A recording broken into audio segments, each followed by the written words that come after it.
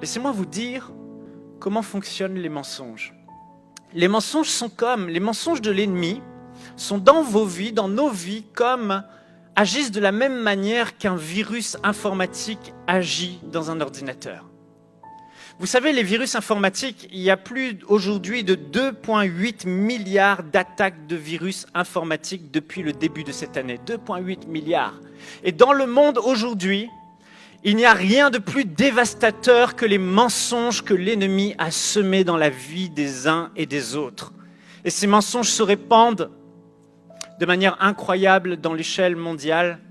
Et vous savez, ce qui est particulier avec un virus informatique, c'est que le virus, il n'arrive pas comme ça, en vous disant « je suis un virus et installez-moi sur votre ordinateur ». Aujourd'hui, les ordinateurs qui ont Windows, plus de 30% de ces ordinateurs sont infectés dans le monde. Le virus n'arrive pas comme ça par hasard en te disant « bon, je suis un virus et installe-moi ». Non, il va se déguiser. Il arrive par un gentil mail ou un gentil message sur ton téléphone qui te fait croire quelque chose qui n'est pas vrai. Vous avez reçu une offre, votre banque vous dit que vous avez droit à un crédit, votre ami vous envoie une photo. Et puis là, vous cliquez sur le lien, et ce n'est pas la photo, ce n'est pas la banque, ce n'est pas la chose, mais tout à coup, vous téléchargez, ou il y a un logiciel super qui vous est offert, vous téléchargez, vous croyez que c'est ça, vous croyez que c'est bon, vous croyez que c'est la vérité, mais vous cliquez, le virus s'installe sur votre ordinateur, et là, vous réalisez que dès le lendemain et les jours qui suivent, votre ordinateur qui fonctionnait bien dysfonctionne. Pourquoi il dysfonctionne? Parce qu'un virus a été planté dans le système. Et ce petit virus va envoyer des fausses informations à tout le système de votre ordinateur pour dire à votre ordinateur, ralentis, ne fais plus ci, ne fais plus ça, et il va faire arrêter le fonctionnement normal de l'ordinateur parce qu'il y a eu un virus. C'est incroyable de voir comment une petite chose insignifiante peut détruire tout un système. Et ce qui est terrible avec un virus, c'est que c'est difficile de le faire sortir. Il n'est impossible d'enlever un virus qui s'est installé et qui s'est propagé, à moins d'avoir un antivirus. Et c'est l'antivirus qui va, parce qu'il contient toutes les informations concernant ce virus et toute la capacité pour, lorsque vous l'installez, il va aller trouver le virus et toutes ses ramifications et il va aller le détruire et l'éjecter de votre ordinateur. Voyez-vous, c'est exactement la même chose avec le mensonge de l'ennemi. L'ennemi n'arrive pas avec ses cornes devant vous pour vous dire « Hey, si tu fais ça, et désobéis et commets telle chose et crois telle chose », il n'arrive pas comme ça. Il est plus subtil et plus rusé. Il est arrivé face à Ève, non pas avec sa vraie apparence, mais il est allé dans l'apparence d'un serpent. Et visiblement, à l'époque, les serpents avaient des pattes, puisqu'après, Dieu a maudit le serpent et il n'avait plus de pattes. Et certainement que les animaux pouvaient parler avec Adam et Ève. Bon, ça c'est une théorie, j'en sais rien. Mais en tout cas, Ève a trouvé ça normal, on dirait, de parler avec un serpent avant la chute. Bon, quoi qu'il en soit, ils vont avoir une discussion. Le diable va prendre l'apparence d'un serpent, un animal tout à fait normal qui va parler à Ève. Et le diable prend des apparences aujourd'hui. Il se déguise pour faire passer son message, son mensonge. Et vous croyez, on croit dans ce mensonge. Et lorsqu'on le croit, le mensonge ne peut pas s'installer en vous tout seul. Il faut qu'on y croie. Il faut qu'on ait quelque part de la naïveté pour, comme ce virus, l'installer. Et c'est parce qu'on y croit que ce mensonge entre et est planté dans notre cœur. Mais si nous décelons que ce n'est pas la vérité, que c'est une ruse et un mensonge, il ne pourra pas pénétrer en nous. Mais une fois que nous acceptons et nous croyons ce mensonge et qu'il rentre en nous, ce mensonge lui-même, sans parler de démons qui rentrent en vous, je parle juste du mensonge, juste de cette chose qui n'est pas vraie, et qui ruine vos pensées, détruit votre vie depuis votre enfance. Ce petit mensonge qui vous fait croire que ce que vous pensez à l'intérieur, c'est la vérité, alors que ce n'est pas du tout la vérité. Ce mensonge planté dans le cœur de l'homme et dans les pensées de l'homme va faire en sorte que l'homme qui devait fonctionner normalement et être heureux va complètement complètement fonctionner d'une manière dysfonctionnelle. Ce mensonge va envoyer des informations dans votre quotidien pour vous dire « tu n'es pas assez ceci, tu n'es pas assez cela, tu n'as pas fait ci assez. » En fait, ce sont des mensonges qui sont à l'origine. C'est terrible. Pourquoi le diable utilise le mensonge? Parce qu'il sait à quel point cette parole de Proverbe 23 est vraie. Au verset 7, « L'homme est comme les pensées de son âme. » Ce verset signifie que de la même manière qu'un homme va penser, il va agir de la façon dont il va penser. C'est-à-dire que vos pensées déterminent votre manière d'agir. L'homme réagit et agit en fonction de ce qu'il pense. Ça veut dire que si à l'intérieur de vous, ça pense mal, vous allez mal agir. Mais si à l'intérieur de vous, ça pense vérité, vous allez bien agir.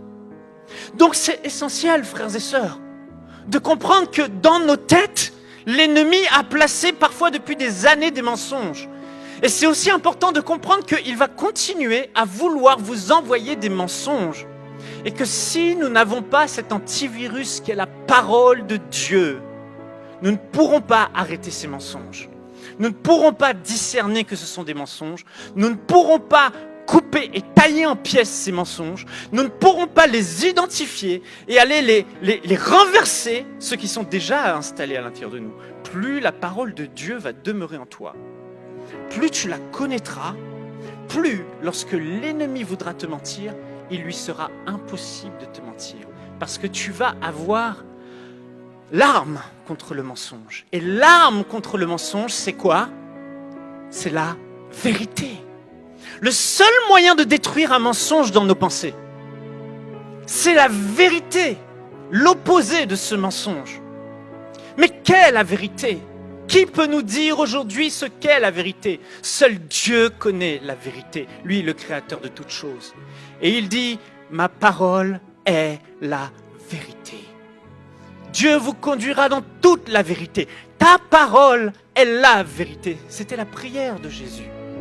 C'est donc avec la parole de Dieu qui est la seule véritable vérité et source fiable que le croyant doit lutter contre les mensonges de l'ennemi. Et il est important, frères et sœurs, qu'aujourd'hui nous réalisions l'importance de la parole de Dieu. Le trésor qui est la parole de Dieu, l'arme puissante qui est la parole de Dieu. Parce que c'est la seule arme contre les mensonges. La seule chose qu'on peut utiliser. Le diable est venu et a voulu lui mentir et le tenter. Mais comment Jésus, le Fils de Dieu, le Créateur de toutes choses, lui-même, qui par sa parole a créé les anges, se retrouve face à une de ces créatures. Et voilà que le diable va vouloir lui mentir. Qu'est-ce qu'il va faire? Il va dire, il est écrit. Une fois. Deuxième mensonge, il est écrit. 2 fois. Troisième mensonge, il est écrit dans la parole de Dieu. Frères et sœurs, nous voulons spiritualiser les choses et chercher des trucs compliqués alors que nous avons la vérité de la parole de Dieu. Jésus-Christ est-il allé chercher autre chose en lui que la parole de Dieu qui était déjà écrite dans la Torah?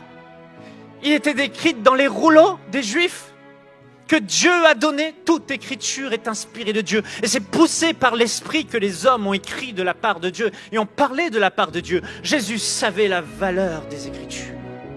Et c'est en lisant les Écritures, en méditant les Écritures dans son temps personnel, parce qu'il a grandi, il était dans un corps d'homme, il a dû apprendre à réavoir certaines choses.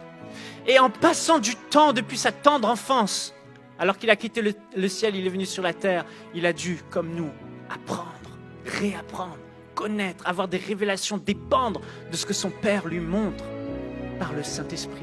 Jésus a versé ses regards profondément dans les Écritures. Et ces Écritures sont descendues dans son cœur et faisaient partie de lui. Il était solide parce que sa vie était basée sur la vérité et la parole de Dieu demeurait en lui. Alors voilà que l'ennemi arrive avec ses mensonges. Ça ne marche pas. Pourquoi? Parce que la parole de Dieu, qui est la vérité, va te donner la capacité de discerner ce qui est bien de ce qui est mal. Comment peux-tu discerner ce qui est bien de ce qui est mal si la parole de Dieu ne vient pas trancher entre la vérité et le mensonge? Voilà qu'il ment. Pourquoi il ment? Parce que ce qu'il dit est opposé à ce que Dieu dit. Ce qu'il dit ne va pas dans le sens de ce que Dieu dit. Voilà pourquoi nous devons chérir cette parole et la connaître. Vous savez, le Saint-Esprit, l'Esprit de Dieu travaille avec la parole de Dieu. L'Esprit de Dieu, si vous voulez qu'il vous parle, vous n'avez qu'une chose à faire, c'est de méditer la parole, connaître la parole, écouter la parole, ouvrir votre cœur à la parole. Parce que lorsque cette parole est plantée en vous, à l'intérieur de vous, voilà que l'Esprit, lui, travaille avec la parole de Dieu. L'Esprit de Dieu va te rappeler les paroles que Dieu t'a déjà dites et qui sont en toi. Et c'est comme ça que ça se passe. Jésus quitte va dans le Jourdain. Il est dans le Jourdain rempli du Saint-Esprit. Il va dans le désert. La parole est en lui et l'Esprit de Dieu face aux ruses de l'ennemi va lui rappeler la parole de Dieu. Et c'est comme ça que l'Esprit de Dieu opère. Nous devons la méditer, la connaître, la faire descendre en nous, avoir des révélations. Et elle est là en nous et face aux ruses de l'ennemi. Nous pouvons compter sur le Saint-Esprit pour nous rappeler la parole de Dieu. Alléluia. Jésus a cité des versets face aux ruses de l'ennemi. Lui-même a cité sa propre parole. Il est écrit. Frères et sœurs, comment considérons-nous la parole de Dieu? Ce n'est pas un livre, c'est le livre. Il n'est pas mort, il est vivant. Paul a dit à l'église aux Thessaloniciens, je le rends grâce à Dieu pour vous, parce que lorsque cette parole vous a été prêchée, vous ne l'avez pas reçue comme la parole des hommes, mais vous l'avez considérée comme la parole de Dieu, puissante et agissante à l'intérieur de vous. Cette parole contient en elle la vie et une puissance. Voyez-vous, je vois l'ennemi et cette image, l'ennemi Satan vient devant Jésus et lui envoie un mensonge, tel un gros nuage qui arrive face à Jésus, des ténèbres, de la noirceur, de l'oppression. Qu'est-ce que Jésus fait? Il sort la parole, qui est l'épée de l'esprit, remplie de lumière. Et qu'est-ce qu'il fait? Il est écrit dans la parole de Dieu, l'homme ne se nourrira pas de pain seulement, mais de toute parole qui sort de la bouche de Dieu. Et il frappe. Et ce nuage noir de mensonges est désintégré par la puissance de la parole, de l'épée de la parole. C'est une arme forte et puissante que Dieu nous a donnée. Mais si souvent nous la laissons de côté, nous ne la lisons pas, nous ne la considérons pas, alors qu'elle est le plus grand trésor que Dieu nous a laissé avec le Saint-Esprit.